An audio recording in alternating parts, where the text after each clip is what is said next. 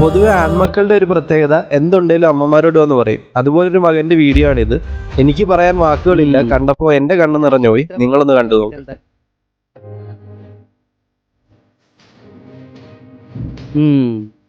ഞാൻ എത്ര പറിച്ച് ഒഴിവാക്കിയിട്ട് എന്താ കാര്യം? ഈ പുല്ല് പിന്നെയും മുളക്കും. ഇത് ഒഴിവാക്കൽ നിന്റെ പണി. കേട്ടമ്മ, പോരിന് വൈക്കേ ഞാൻ നമ്മളെ സുബൈദാത്താനെ കണ്ടിരുന്നു. 37 മക ആശിച്ചില്ലേ, ഓന്റെ കല്യാണം അത്ര.